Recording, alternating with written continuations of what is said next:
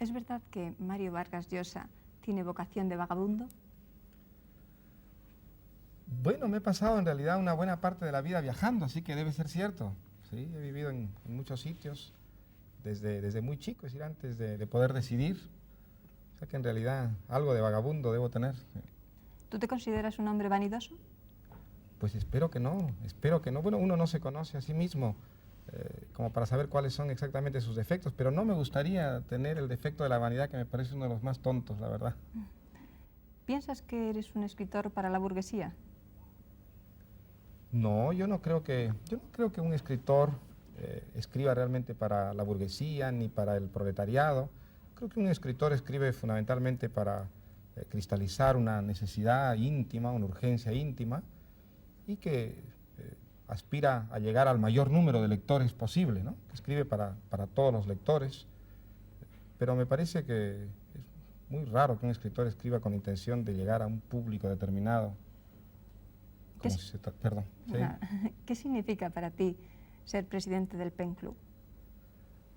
Bueno, significa perder mucho tiempo escribiendo cartas, por ejemplo, pero aparte de esta, digamos, esta obligación más bien administrativa que conlleva este cargo, también significa hacer una labor que creo que es bastante útil, necesaria en favor de escritores que sufren persecuciones, en defensa de la libertad de la creación artística en países donde esta libertad está restringida o no existe, ¿no? Es fundamentalmente una labor de este tipo. Vamos a meternos ahora un poco en tu vida privada. ¿Se puede decir que Mario Vargas Llosa es un hombre feliz? Bueno, depende qué se entienda por felicidad. Es decir, creo que un hombre absolutamente feliz no existe, que hay hombres, en fin, que tienen más momentos de felicidad que otros. Yo considero que soy muy afortunado en el sentido de que, por ejemplo, puedo dedicar la mayor parte de mi vida a la cosa que para mí es más importante, que es escribir, y eso indudablemente es algo que agradezco a mi suerte, pero por supuesto que como todo el mundo tengo también mis momentos de infelicidad, ¿no? Bueno, esto ha sido una mini entrevista, pero ahora en el coloquio te preguntarán muchísimas más cosas. Sí.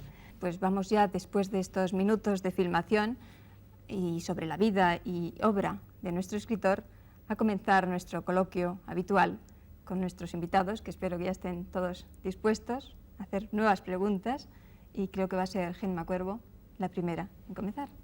Gracias. Mario, siempre es un placer leerte o leer tu producción. Gracias. Y espero que ahora sea para todos un placer hacerte preguntas. Estoy interesada en saber ese cambio hacia la sencillez que observo en la tía Julia y el escribidor, hacia lo popular, maravillosamente popular, que inicias en Pantaleón. Es como, siendo tu cuarta o quinta novela, es como un primer planteamiento de un escritor. ¿Esto te ha costado como mucho ponerte en esa postura casi virgen con tu anterior producción? Pues mira, la verdad es que no me gusta a mí repetir lo que ya he escrito, ¿no? Probablemente hubiera sido más fácil para mí escribir una novela como Conversación en la Catedral o La Casa Verde, ¿no? Es decir, novelas que había escrito ya en ese tono, con ese tipo de técnica. Pero, digamos, la literatura para mí es interesante en la medida en que es una aventura, una búsqueda de algo nuevo. Y entonces en estas últimas novelas lo que he intentado es hacer cosas que para mí eran completamente inéditas, ¿no? Por ejemplo, en mi novela anterior, explorar un poco el mundo del humor, que era un mundo que yo desconocía por completo. Y en el caso de este libro, lo que he intentado es escribir algo en torno de un asunto que a mí siempre me fascinó mucho, que es el mundo de la radio, y más concretamente el mundo de las seriales radiales. Es un mundo que siempre me pareció muy pintoresco, muy divertido, y al mismo tiempo con una enorme influencia. En realidad lo que he querido hacer en esta novela es explorar un poco ese mundo, ¿no? Yo quisiera saber por qué esa relevancia del personaje de Pedro Camacho en tu novela, la tía Julia y el escribidor.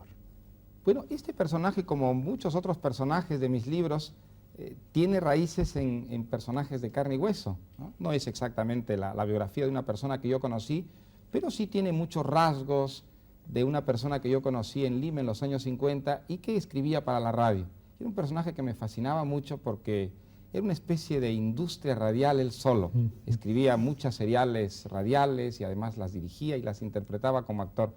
Y a mí me fascinaba esa pluralidad de personajes que era este ser, ¿no? Durante mucho tiempo pues lo conservé en la memoria y él ha sido la raíz, la simiente del Pedro Camacho de la novela.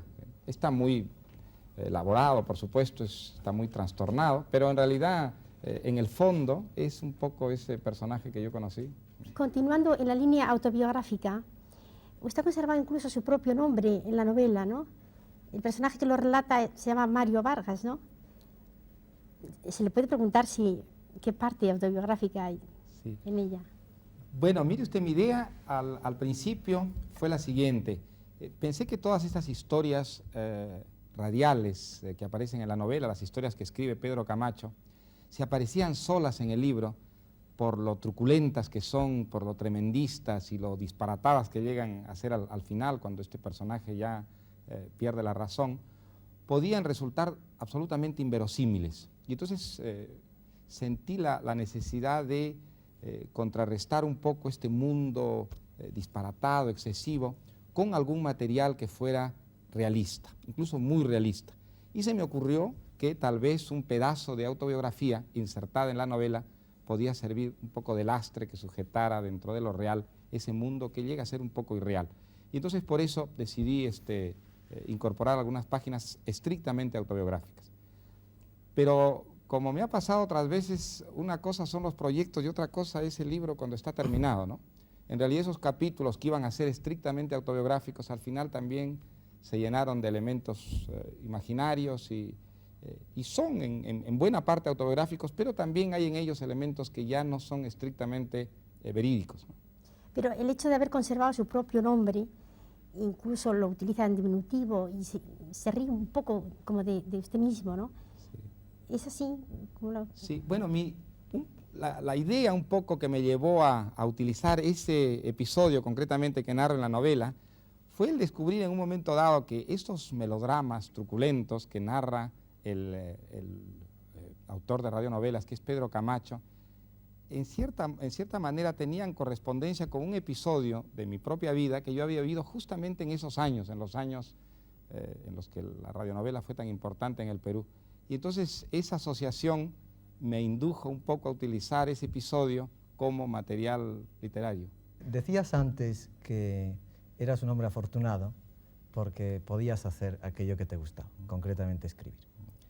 Y evidentemente en esta novela yo creo que hay mucho trabajo y mucha escritura.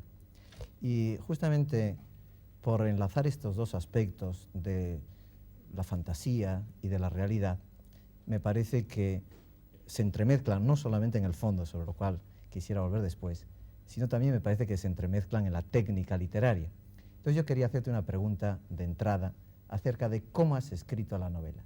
Si la has escrito, digamos, desde el comienzo al final, o la has escrito un poco como se hacen las películas, puesto que hay como una serie de cuentos seguidos y hay una narración continuada que son los amores de Varguitas o de Marito con la tía Julia. Sí. Es decir, los cuentos los has escrito uno detrás de otro, los has escrito independientemente.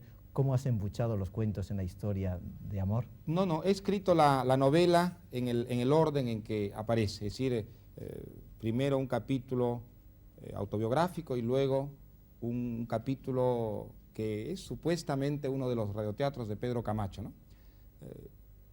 He hecho en esta novela, como en otras que he escrito, varias versiones. Entonces, en las distintas versiones pues he ido a veces alternando materiales de un capítulo a otro, pero en general he seguido en todas las versiones la misma estructura que tiene la novela final. Es decir, no he escrito primero los cuentos y luego los capítulos autobiográficos y luego los he barajado, ¿no? Como quien edita una película. No, creo que no podría hacerlo, porque sentiría una gran confusión. En realidad, el orden en que voy escribiendo una historia es un orden que voy descubriendo justamente a medida que la voy escribiendo. Nunca tengo una idea general de una novela antes de escribirla, ¿no? En realidad voy un poco a tienta siempre y por eso la estructura final casi siempre responde a la que fue la primera, ¿no? ¿No resultaba un tanto fatigoso pasar del plano de la realidad al plano de la fantasía, volver otra vez al plano de la realidad, volver al plano de la fantasía, así a lo largo de 20 capítulos, 10, digamos, reales y 10 de fantasía? Bueno, me ocurrió una cosa curiosa que yo no esperaba. Los capítulos que más trabajo me costaron y los que incluso me resultaron bastante angustiosos de escribir fueron los capítulos autobiográficos. Es decir, descubrí en mí un extraordinario pudor y unas resistencias enormes para ser veraz, es decir, para contar realmente lo que había ocurrido. Estaba esperando siempre con mucha impaciencia terminar los capítulos autobiográficos para pasar a los capítulos imaginarios. Allí sí sentía como una especie de libertad mucho mayor y también como una recompensa por los malos ratos que había pasado tratando de escribir esa autobiografía, bueno, milimétrica que son los capítulos, esos personales de la novela, ¿no? Y este pudor, una vez ya escrito, ¿te sirve de catarsis? O sea, ¿sientes una liberación o sigues con ese pudor cuando ya está editado el libro y cuando sabes que ya no tienes marcha atrás? Mientras lo estás escribiendo tú puedes recapitular en tu postura y decir, pues, cambiar, ¿no? Pero no cuando está editado. ¿Qué sientes después? ¿Qué estás sintiendo cuando ya lo tenemos todos? Es una sensación bastante contradictoria, porque cuando estoy escribiendo el libro, imagino que les pasa lo mismo a todos los escritores, estoy impaciente por acabarlo, por llegar alguna vez al final, por tener la novela publicada. Me parece que eso va a ser como una gran recompensa, todo el esfuerzo y los dolores de cabeza que cuesta escribir una novela. Y sin embargo, en un momento dado, cuando la novela ya está terminada y uno la entrega al editor para que se publique, en realidad no siento ninguna satisfacción y más bien una especie de nostalgia, una especie de vacío, ¿no? Y bueno, en cierta forma es normal, ¿no? Una novela a veces son varios años de trabajo, por lo menos un año y medio de trabajo, y uno está totalmente inmerso en un mundo que de pronto se acaba, se va, uno corta con él y ya prácticamente pues se produce un divorcio definitivo, ¿no? Entonces la sensación no es una sensación grata, es más bien una sensación bastante ingrata la de terminar una novela. Quizá por eso empiezo otra muy rápido siempre. Pero con respecto a ese striptease moral que es tu pudor, cuéntame si luego te liberas o no, o sigues con ese pudor arrastrándolo mientras está escrita la novela, o es solo mientras estás contando tu problema autobiográfico. Bueno, ese pudor, yo me refería a ese pudor en el caso concreto de este libro, que es el único en el que he hablado de mi vida en primera persona. Yo creo que los escritores, los novelistas sobre todo, hablan siempre de sí mismos en lo que escriben, ¿no? A veces de una manera consciente, otras veces de una manera inconsciente, pero creo que siempre se proyectan en sus ficciones. Ahora, lo que ocurre es que en este libro he hablado en primera persona, con nombre y apellido, y entonces allí es donde descubrí ese tremendo pudor que no sentía cuando utilizaba a veces experiencias mías camufladas, disfrazadas en otros personajes, en los otros libros, ¿no? Fue ese exhibicionismo, diríamos, sin disimulo, lo que me costó realmente mucho trabajo hacer. Y es curioso porque en realidad las cosas que cuento no son nada escandalosas ni particularmente graves, sino bastante anodinas, ¿no? Pero aún así descubrí que tenía muchísima resistencia a volcar esa intimidad en una novela, ¿no? Cambiando un poco el tema, tú te reflejas en la novela, como se ha repetido aquí, en el personaje Varguitas. Entonces, una de las cosas que narras es la dificultad por publicar tu primer trabajo. ¿Eso de verdad sucede así siempre que uno inicia un trabajo literario? ¿A qué se debe? Bueno, sí, esos episodios son ciertos. Creo que ocurre en todas partes, ¿no? Un muchacho que comienza a escribir tiene siempre muchas dificultades para colocar sus cuentos o sus poemas en las revistas. Una de las razones es que seguramente las primeras cosas que uno escribe son muy malas, y entonces pues los directores de revistas y periódicos no quieren publicarlos. Y también es muy difícil para un joven publicar un libro, y todo eso a veces descorazona mucho, ¿no? Una vocación literaria. En eso creo haber sido bastante fiel a mi propia experiencia, que creo que es la experiencia de la mayor parte de los jóvenes que comienzan a escribir, ¿no? aunque usted ha dicho que la tía Julia existió y existe, yo no me lo creo. Me permite esa duda particular, porque no entiendo la relación que hay entre la tía Julia y el resto de las mujeres que aparecen en la novela. Es decir, a mí me parece que tiene usted siempre una actitud machista en relación con las mujeres. Todas las mujeres que aparecen en este libro están vistas así. Y la tía Julia es que dice usted que fue un personaje real, me parece un personaje de cartulina. Bueno, permítame que cambiemos los papeles un momento. Yo le pregunte por qué le parezco tan machista en el libro. Bueno, en todos los episodios las mujeres son seres atacados, indefensos, débiles y realmente son un pedazo de carne, simplemente. Y no inspiran otra cosa, además, en los protagonistas de la novela. Yo creo que me está usted confundiendo con Pedro Camacho. En realidad esas mujeres son los personajes de Pedro Camacho. Bueno, es que yo creo que usted es algo Pedro Camacho también. Es decir, que ha escrito una parte de su biografía en la de Pedro Camacho, en la obsesión de escribir. Sí, es verdad, sí. Sí, en eso es verdad. Es decir, yo creo que en eso hay una proyección en el personaje, incluso una gran fascinación por ese personaje que es capaz de producir con esa fecundidad y con esa seguridad, ¿no? Voy a hacerte dos preguntas. Una, si te habías cansado, porque habías escrito ya muchas páginas y con un estilo para mí apasionante y sobre todo, como te comentaba antes, pues por el vocabulario para mí inédito, en fin, como español que no conoce bien todos los expresivos giros de allá, de la otra orilla. Porque el final me da la impresión de que es un poco precipitado. Es decir, la tía Julia entrañable, en fin, contrasta, por ejemplo, con ese capítulo donde los dos personajes van buscando el fin del alcalde, y aquello es agobiante, aquello tira mucho, tiene un gran interés y verdaderamente uno está deseando que se termine aquello pronto, en fin, y se lee muy deprisa. Y de repente, cuando al final pues se dice, bueno, el matrimonio duró más de lo que la gente había deseado o pensado o temido, con una pincelada se termina el tema y se pasa al final que verdaderamente también es de radionovela, vamos, es melodramático. Entonces, son dos las preguntas. Uno, si te habías cansado y por lo tanto querías ya terminar, y otra, si ese final es deliberadamente melodramático o se te fue la pluma y en lugar de ser más realista para terminar la novela, fue también humorísticamente melodramático. Bueno, respecto a la primera pregunta, si me había cansado, siempre me he cansado mucho al terminar un libro.